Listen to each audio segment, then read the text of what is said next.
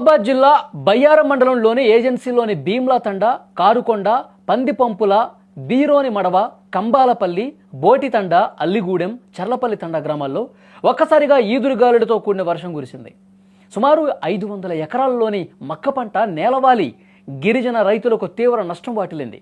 ఇప్పటికే రైతులు ఎకరానికి 20,000 రూపాయల నుంచి 30,000 రూపాయల వరకు పెట్టుబడి పెట్టి మక్క పంట సాగు చేస్తుండగా అకాల వర్షంతో నష్టపోవడంతో రైతులు ఆందోళన చెందుతున్నారు. ప్రభుత్వం యూరియా కొరత ఏర్పరిచినప్పటికీ కూడా రైతులు ఇబ్బంది పడి పంటను సాగు చేశారు. ఇంతలో అకాల వర్షం రావడంతో తీవ్ర నష్టం వాటిల్లింది. ప్రభుత్వం ఆదుకోవాలని గిరిజన రైతులు కోరుతున్నారు. లేనివాడల పురుగుల మందు తాగి చనిపోవటమే తప్ప మరేమీ లేదని రైతులు ఆవేదన వ్యక్తం చేస్తా ఉన్నారు. మహబాద్ జిల్లా సార్, జగత్రావుపేట మండలం సార్, గ్రామ పంచాయతీ జగత్రావుపేట సార్. మాది రెడ్డెతండ అనే ఊరు సార్. చేను మొత్తం 5 ఎకరాలు బిట్టు సార్. ఇగో ఇలా కింద పడ్డాయి సార్. ఏమీ రాకుండా పోయింది సార్ మాకు.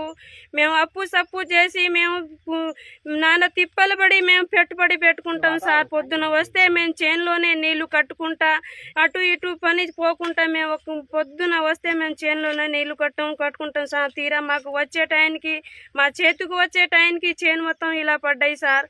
మేము అప్పు వాళ్ళకి ఏం కట్టుకోవాలి, మా పిల్లలకు ఎలా పోషించాలి, మేము ఏం చేయాలి సార్? రైతులు బాధ చూడండి సార్. బయ్యారం మండలం జగద్రాపేట గ్రామ పంచాయతీ రెడ్డెతండ విలేజ్ అండి. ఇది దాదాపున మేము 6 ఎకరాల మొక్కజొన్న వేసాము.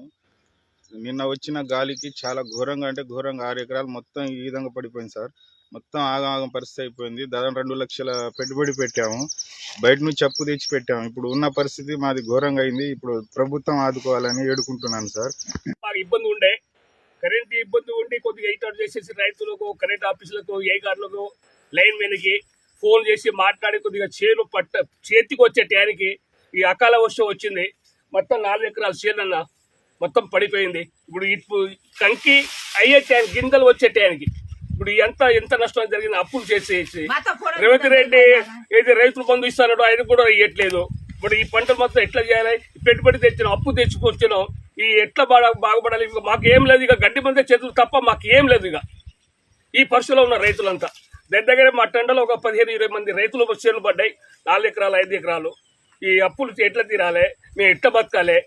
వచ్చిన రైతు బంధు కూడా ఇవ్వట్లేదు మన ముఖ్యమంత్రి. కొద్దిగా మాకు రైతులకు చేను నష్టం జరిగింది, మాకు ఆదుకోవాలని చెప్పేసి రేపు మన గవర్నమెంట్, మన ముఖ్యమంత్రికి ఏడుకుంటున్నాం.